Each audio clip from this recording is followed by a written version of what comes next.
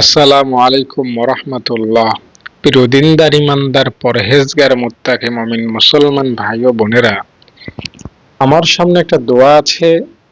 দোয়াটা আমি দিনের বেলায় পড়েছি, ভেবেছিলাম আপনাদের সামনে খুব সুন্দর করে আলোচনা করে শোনাবো, যাতে দোয়াটা পাঠ করেই আপনারা এই ভিডিও থেকেই আপনাদের গুনাহগুলো মাফ করে বের হতে পারেন। তো খুবই মূল্যবান একটা দোয়া আপনাদের সাথে শেয়ার করব ইনশাআল্লাহ। কথা দিচ্ছি এই ভিডিওটা দেখবেন, দোয়াটা শিখবেন এবং আপনাদের গুনাহ মাফ হবে না।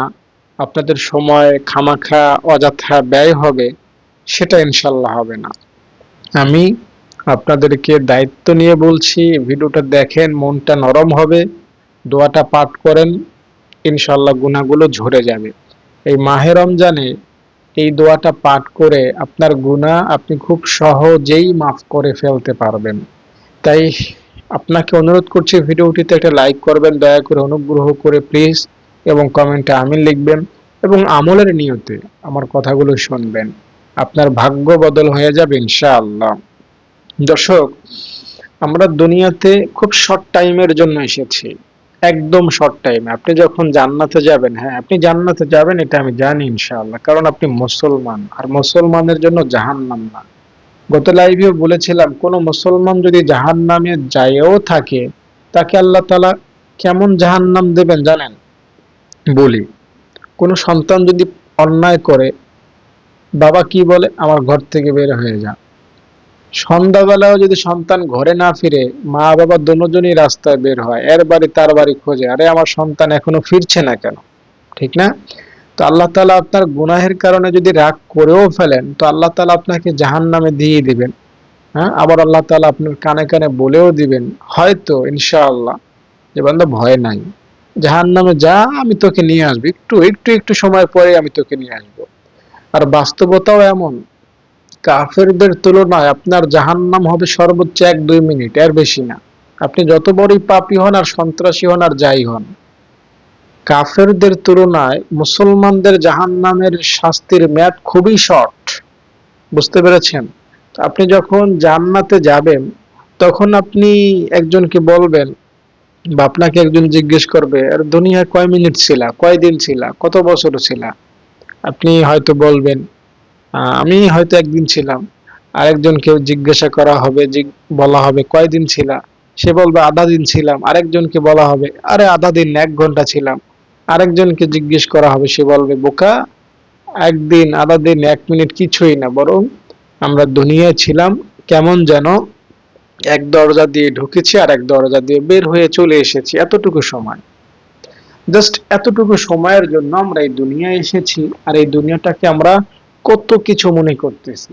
আমি এই করব, সেই করব, এই করার জন্য সেই করার জন্য বহু মানুষ ছিল, কত এমপি মন্ত্রী বাদশাহ ক্ষমতাওয়ালা টাকাওয়ালা, তারা কবরে শুয়ে আছে। যান, কবরস্থানে যান, দেখবেন সেখানে এমপি শুয়ে আছে, দেখবেন সেখানে কোটিপতি শুয়ে আছে, দেখবেন সেখানে সবচেয়ে সুন্দরী মেয়েটা শুয়ে আছে, দেখবেন সেখানে সবচেয়ে স্মার্ট যুবকটা শুয়ে আছে, দেখবেন সেখানে উকিল শুয়ে আছে, দেখবেন সেখানে ডাক্তার শুয়ে আছে, দেখবেন সেখানে আলেম শুয়ে আছে, দেখবেন সেখানে ভালো খারাপ সব শ্রেণীর মানুষ শুয়ে আছে। হুম, আপনাকেও সেখানে যাইতে হবে। তাইলে আমার গুনাহ, আমার গুনাহ নিয়ে আমি কেন সেখানে যাব? আমি চাই জাহান্নামে না গিয়ে জান্নাতে যাইতে। তো যখন সুযোগ আছে জাহান্নামে না গিয়েই জান্নাতে যাওয়ার, তখন আমি কেন এটা করব বলেন? জাহান্নামে কেন যাব? হুম? তাই দেখুন, অসুস্থ হলে তার কিন্তু একটা চিকিৎসা আছে, আর অসুস্থ না হয়েও ভালো থাকার প্রসেস নিয়ম আছে। হুম? যেমন শুনেছি, কারো যখন হাড়ের চিকিৎসা করা হয়, তখন তার বুক ফাড়া হয়, বুকের নাড়ি ভুড়ি সবকিছু যেখানে যা আছে সবকিছু বের করে অনেক লম্বা সময় নিয়ে ডাক্তাররা একটা একটা করে চিকিৎসা করে, অপারেশন করে, ঠিক না? কিন্তু আপনার হাড় যে কারণে রোগাক্রান্ত হতে পারে, সেগুলো যদি আপনি না করতেন, তাহলে তো আপনার এই বড় ধরনের চিকিৎসার কাছেও যেতে হতো না, আপনার এত কষ্ট হইতো না, ঠিক না? তো আপনার যে সকল কারণে জাহান্নামে যাওয়া লাগে, সেগুলো যদি না করেন, তাইলে তো আপনি নিস্তার পেয়ে যাবেন খুব সহজেই, ঠিক না? তো এই জন্য আমরা চেষ্টা করব জাহান্নামে না যাইতে। যে সকল কাজ আমরা করেছি জাহান্নামে যাওয়ার উপযুক্ত, সেগুলো ক্ষমা চেয়ে ক্ষমা পেয়ে জান্নাতি হয়ে যেতে। এই মাহে রমজানে সেই সুযোগটা আমাদের আছে। দুনিয়া দুনিয়া কইরেন না, বুঝতে পেরেছেন? একটা ঘটনা এরকম পাকিস্তানের পত্রিকায় ছাপা হয়েছিল। আমি পীর জুলফিকার নকশবন্দি রহমতুল্লাহ আলাইহির জবানে কথাটা শুনেছিলাম যে একজন লোক মারা গেল, তাকে পাওয়া গেল ডাস্টবিনে। যখন তাকে পাওয়া গেল তখন তার চেহারা বোঝা যাচ্ছিল না, সে কে, তার পরিচয় কি, কিছুই জানা যাচ্ছিল না। তো লোকেরা, বস্তিবাসী তাকে পেয়েছে, বস্তিতে পাওয়া গেছে তাকে, বস্তিবাসী উঠাইছে, তাকে কবর দেবে। কিন্তু তার কবর দেওয়ার জন্য তো একটা কাফনের কাপড় লাগবে। বস্তিবাসী গরিব মানুষ, কাফনের কাপড় পাবে কোথায়? তাই মাইকে অ্যানাউন্স করলো, ঘোষণা দিল মসজিদের মাইকে, একটা অচেতন এবং অচেনা লাশ পাওয়া গেছে, আপনারা সবাই টাকা দেন, আমরা চাঁদা দেন, আমরা কাফনের কাপড় কিনবো, তাকে জানাজা কাফন দাফন দিব। যে যার মতো টাকা দিল, 2 টাকা, 5 টাকা, 10 টাকা করে, অনেক টাকা জমা করে কাফনের কাপড় কিনলো, গোসল দিল, যেখানে যা দরকার সবকিছু করলো, তাকে কবর দিয়ে দিল। এদিকে পুলিশরা তাকে পেয়েছিল, পুলিশরা এই লোকটাকে, তার কেস স্টাডি করতে লাগলো। কিছুদিন পর পুলিশরা জানতে পারলো, হায়রে, এই লোকটা হইল ওই গ্রামের অমুক নেতা, বা ওই গ্রামের সবচেয়ে বড় ধনাঢ্যবান, তার ব্যাংক অ্যাকাউন্টে শত কোটি কোটি টাকা আছে, এবং তার 4 জন নওজোয়ান যুবক যুবক তাগড়া ছেলে আছে, জমি আছে মাইলকে মাইল, এত সম্পদওয়ালা, এত টাকাওয়ালা। কিন্তু তার মরণটা দেখেন, তাকে কাফন দাফন দেওয়া হয়েছে চাঁদা তুলে। তো আমরা এভাবেও মরে যেতে পারি, ঠিক না? তাই এত ক্ষমতা, এত টাকা পয়সা, এত ধন দৌলতের পেছনে আমরা যেন না ছুটি। হ্যাঁ, আর একটা ঘটনা আপনাকে বলে দেই, মনে এসেছে। ওই আগের যুগে হাদিস কোরআনে পাওয়া যায় এমন ঘটনা, আলেম ওলামাদের মুখেও হয়তো আপনি শুনেছেন, যে 3 জন যুবক এক জায়গায় গিয়ে তারা 4টা স্বর্ণের টুকরা পাইল, 4টা স্বর্ণের টুকরা পাইল। তাই তারা ভাবলো যে আমরা তো গরিব ছিলাম, এখন এই 4টা স্বর্ণের টুকরা আমরা পাইছি, আমরা এখন বড় লোক হয়ে গেছি, আর কাজ কাম করতে হবে না, চলো বাড়ি ফিরে যাই। তো তারা ভাবলো যে এখন তো আমরা বড় লোক হয়ে গিয়েছি, আগে একটু পেটটা শান্ত করি। তারা না খেয়েছিল অনেকদিন হয়তো। তো একজনকে বাজারে পাঠাইলো, যাও তুমি রুটি কলা নিয়ে এসো, আমরা খাবার খেয়ে তারপরে স্বর্ণ ভাগাভাগি করে বাড়িতে যাব। একজন রুটি কিনতে গেল, 2 জন স্বর্ণ পাহারা দিচ্ছে। তারা 2 জন পরামর্শ করে, আরে স্বর্ণ এখানে 4 টুকরা, তুই 2টা নে, আমি 2টা নেই, আর ও আসলে আরে মাইরে ফেলাম। ঠিক আছে, তারা রাজি হলো 2 জনে। যে রুটি কিনতে গেছে, ও স্মরণ করলো, মনে মনে ভাবলো যে আমার কাছে তো সুযোগ আছে, রুটিতে বিষ মিশাই নেব, রুটি আমি খাবো না, ওদের খাওয়াই দেব, 2জনই মেরে মরে যাবে, 4 টুকরা স্বর্ণ সব আমার হয়ে যাবে। যে চিন্তা, ওই রকমের এই পরিকল্পনা করে রুটি নিয়ে আসলো। যখন আসলো, তারা তো আগ থেকেই ফাঁদ পেতে রেখেছিল তাকে মারার জন্য, ওই ফাঁদে সে পা দিল, সে মারা গেল, তাকে মেরে ফেললো 2 জনে মিলে। এরপরে তারা রুটি খাইলো, পেট ভরবে, তারপরে বাড়িতে যাবে। রুটি খাইলো, বিষ মাখানো রুটি খাইয়া তারাও ওইখানে ছটফট করে মারা গেল। 3 জন লাশ হয়ে পড়ে রইল, পাশে 4টা স্বর্ণের টুকরা পড়ে রইল। এই হলো দুনিয়া। এই দুনিয়ার জন্য আমরা আর ইনশাআল্লাহ মহাব্বত রাখবো না। আমরা মহাব্বত রাখবো আখিরাতের জন্য, আমরা মহাব্বত রাখবো পরকালের জন্য। এই মাহে রমজানের যে সকল ভালো ভালো আমল আছে সেগুলো আমরা করব। ইনশাআল্লাহ রব্বে কারিম আমাদেরকে মাফ করে দিবেন। আপনি শুনবেন, আপনি জানবেন, আপনি আল্লাহ তাআলার রহমত সম্পর্কে নলেজ রাখবেন। আল্লাহ তাআলার কাছে যদি আপনি মাফ চান, আল্লাহ আপনাকে মাফ করে দিবেন। একজন রোজাদার ব্যক্তি সে কিন্তু দিনের বেলা স্ত্রীর সাথে একত্র হতে পারে না, আপনারা জানেন মাসালা, তাইলে রোজা ভেঙে যায়। তো নবীজির যুগে একজন লোক এরকম কাজ করে ফেলেছে, তারা স্বামী স্ত্রী একত্র হয়েছেন, এখন রোজা তো গেছে গিয়া, মিলিত হলে রোজা চলে যায়। তো নবীজির কাছে এসে বলল, ইয়া রাসূলুল্লাহ, আমি তো ভুল করে ফেলেছি, আমি তো আমার স্ত্রীর সাথে মিলিত হয়েছি, আমার রোজা তো নাই, আমার তো গুনাহ হয়েছে অনেক, তো কি করা যায়? তো নবীজি সাল্লাল্লাহু আলাইহি সাল্লাম তার কথা শুনে তাকে ধমক দিলেন না, তাকে শাস্তিও দিলেন না, তাকে জাস্ট একটা পরামর্শ দিলেন, কি, তুমি কি একটা কাজ করো, তুমি 60 দিন রোজা রাখো, 60 দিন মানে 2 মাস রোজা রাখো। সে বলল, ইয়া রাসূলুল্লাহ, আমি গরিব মানুষ, দিন মজুর, কাজ কর্ম করে খাই, আমি এটা পারবো না। তো নবীজি বললেন, তাহলে 60 জন মানুষকে খাওয়ায় দাও। তো ওই লোকটা বললো, ইয়া রাসূলুল্লাহ, আমি তো সকালে খাইলে বিকেলে খাবার পাই না, আমার দিনে খাইলে রাতে খাবার হয় না, আমি নিজেই গরিব মানুষ, 60 জনকে খাওয়াইতে পারবো না, এত সামর্থ্য আমার নাই। নবীজি সাল্লাল্লাহু আলাইহি সাল্লাম বলেন, ওকে। নবীজি সাল্লাল্লাহু আলাইহি সাল্লামের কাছে হাদিয়া আসলো, কিছু খেজুর বা কিছু হাদিয়া খাবার আসলো।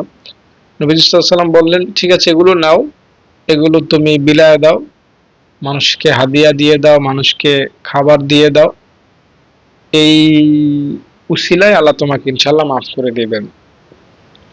ওই লোকটা বলল, ইয়া রাসূলুল্লাহ, আমার ঘরে আমার স্ত্রী না খাওয়া, আমিও না খাওয়া থাকি, আমরা গরিব মানুষ, এই খাবারগুলো তো আমরাও খাইতে পারি। আমি হাদিসটার সারসংক্ষেপ বলছি।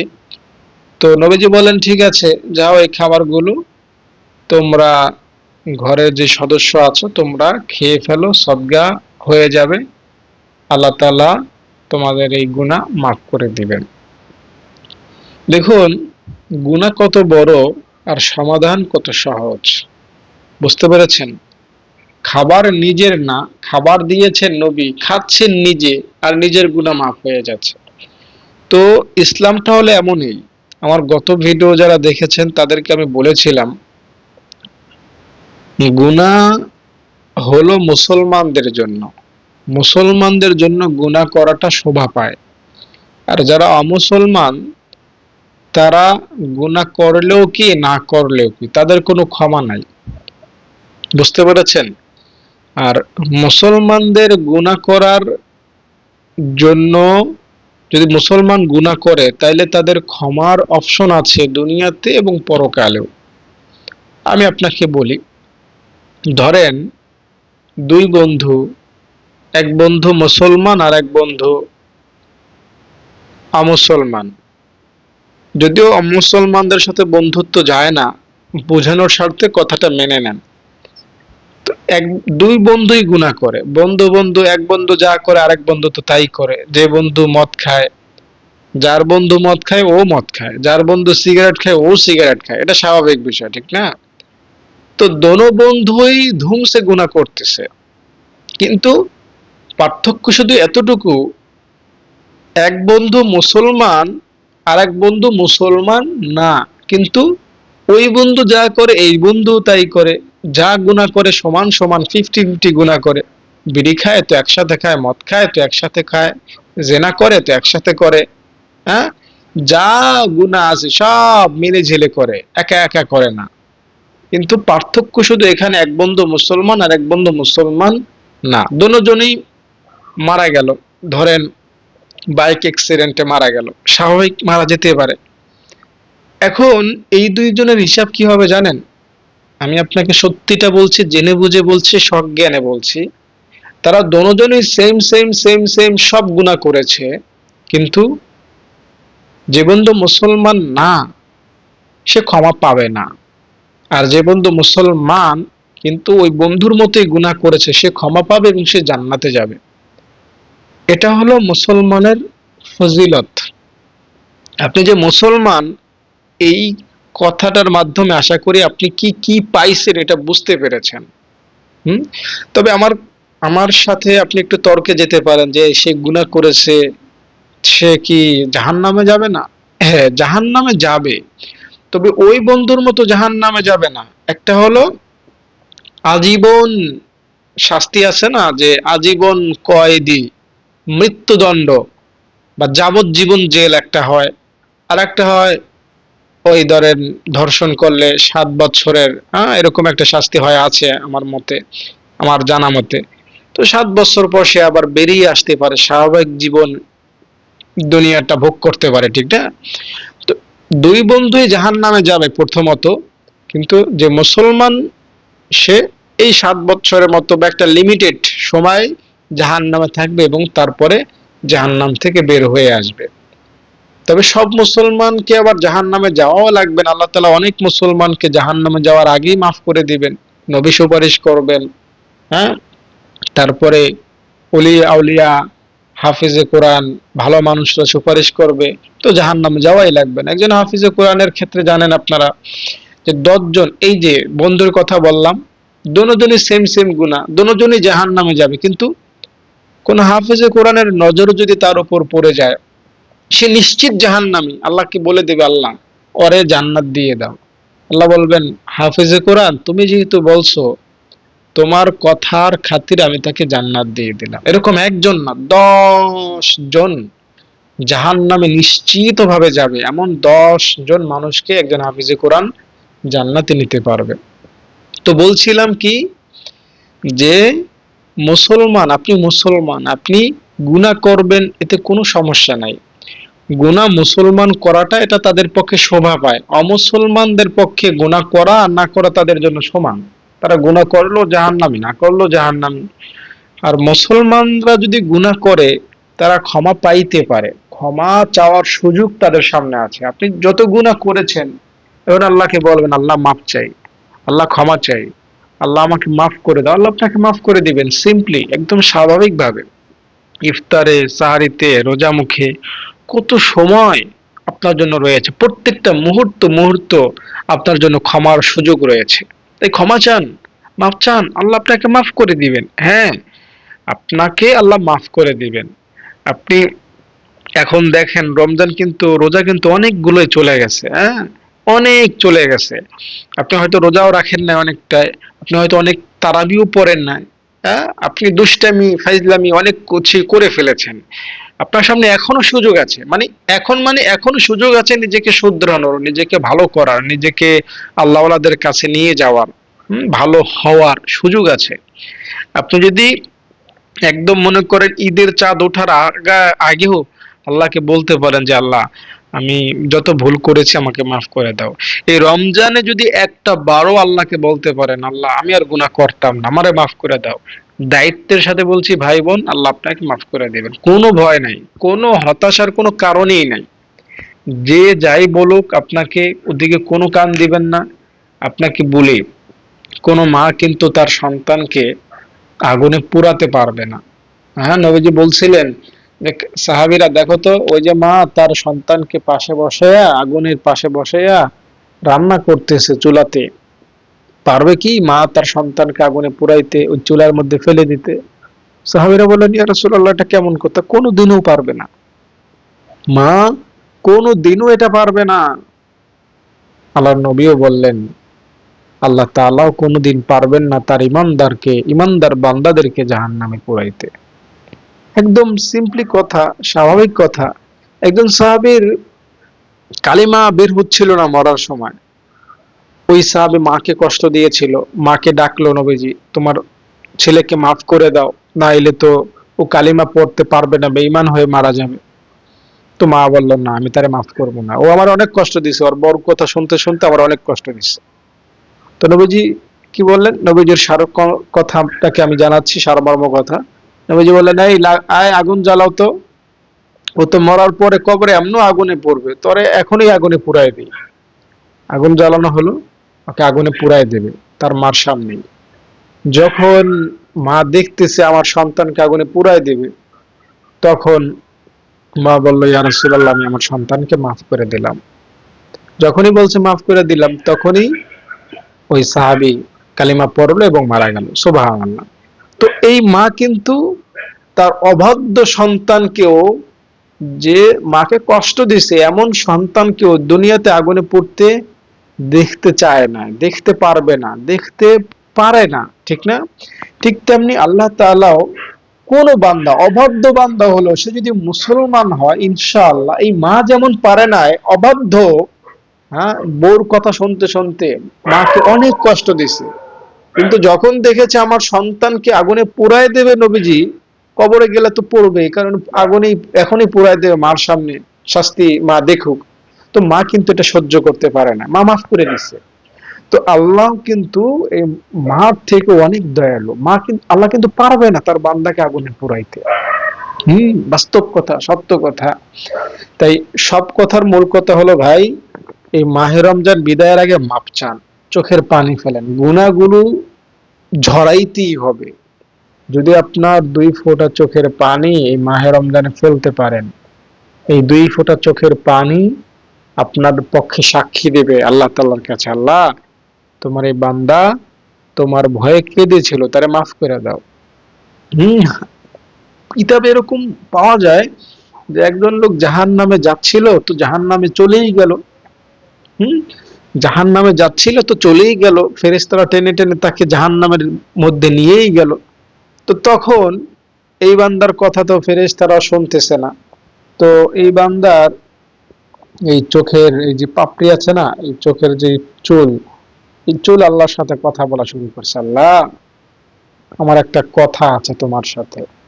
আপনারা জানেন হাসরের মাঠে এবং পরকালে বান্দার মুখ, আল্লাহ তাআলা গুনাহগার যারা, তাদের জবান বন্ধ থাকবে, তাদের হাত কথা বলবে, পা কথা বলবে, তাদের কপাল কথা বলবে, তাদের কান কথা বলবে, অঙ্গ প্রত্যঙ্গ কথা বলবে, এমনকি মাথার চুল, চোখের চুল, এগুলো কথা বলবে আল্লাহর সাথে।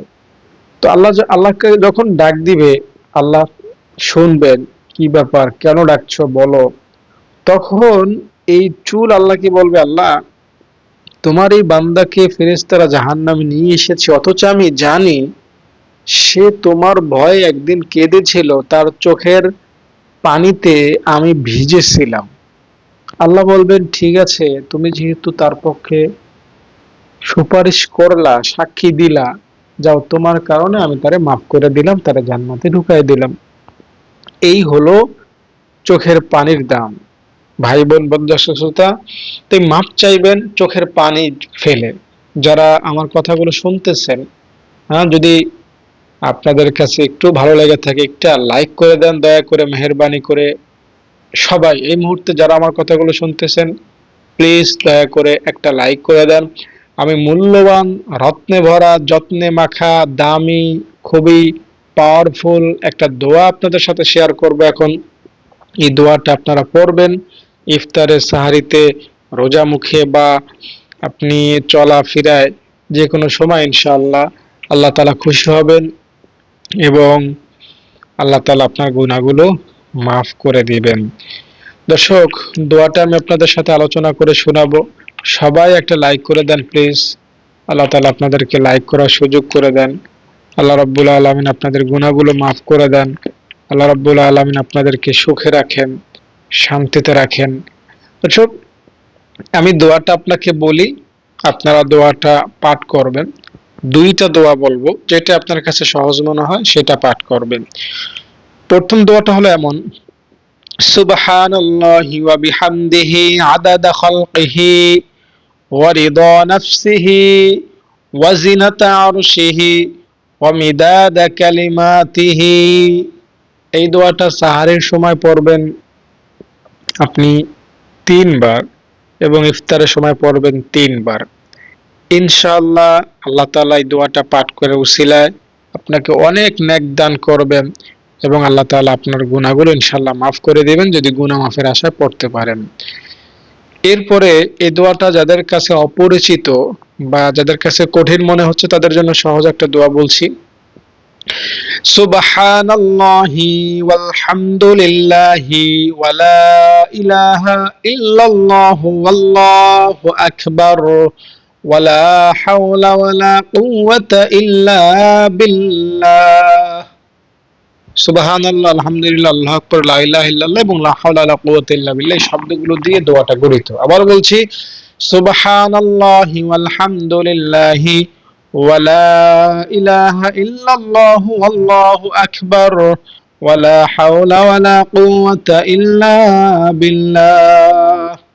প্রিয় ভাই ও বোনেরা, যারা আমার কথাগুলো শুনতেছেন, প্লিজ দয়া করে অনুগ্রহ করে এখন একটা লাইক করে দেন। আমি দোয়াটা পাঠ করার নিয়ম বলছি। এই দোয়াটা সমস্ত গুনাহ মাফের আশায়, জীবনে যৌবনে সগীরা কবিরা জানা অজানা যত গুনাহ করেছেন সব গুনাহ মাফের আশায় ইফতারের সামনে বা রোজা মুখে বা যে কোনো সময় এই রমজানে আপনি গুনাহ মাফের আশায় একবার পাঠ করবেন। তারপরে মোনাজাত করবেন, আল্লাহর কাছে কইবেন, আল্লাহ আমি যত গুনাহ করেছি তুমি আমারে মাফ করে দাও।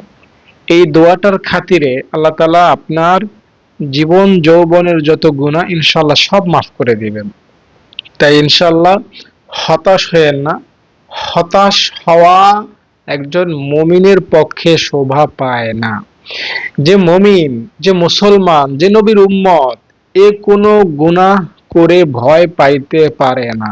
এ কোনো গুনাহ করে নিজেকে হতাশায় ডুবাইতে পারে না। আমি শেষ, আমার উপায় নাই, আমি একদম হালাক হয়ে গেলাম, আমি জাহান্নামে চলে যাব, এমন এমন চিন্তাধারায়, এমন কল্পনা জল্পনা একজন মুসলমানের পক্ষে শোভা পায় না। আপনার অন্তরটা জান্নাতের জন্য দিয়ে দেবেন। আপনার ধারণা হবে আল্লাহ আমাকে মাফ করে দিবেন, আমার গুনাহ যতই হোক যাই হোক আল্লাহ আমাকে মাফ করে দিবেন। একটা সুন্দরতম হাদিসে কুদসি আপনাকে জানাই, আপনার দিলটা নাড়া দিয়ে উঠবে যদি আপনার ঈমান মজবুত হয় ইনশাআল্লাহ। আর ঈমান যদি ওই থেতরা মার্কা হয়, তাইলে আপনার সামনে জান্নাত নিয়ে আসলো, আপনার সামনে কিচ্ছু মনে হবে না, আরে এটা কি আর। বুঝতে পেরেছেন? তাই ঈমানদারদের সামনে যখন কোরআন তেলাওয়াত হয় তাদের চোখ দিয়ে পানি বের হয়ে যায়। ঈমান যার যত মজবুত তার তত আমলে প্রিয় লাগে, তার তত ভালো লাগে, স্বাদ লাগে। তো আপনার একটা হাদিস জানতে হবে, একটা হাদিস আপনাকে শোনাই, ইনশাআল্লাহ অনেক ভালো লাগবে। আল্লাহ বলছেন যে বান্দা, ইয়া ইবনা আদম, ও আমার বান্দা।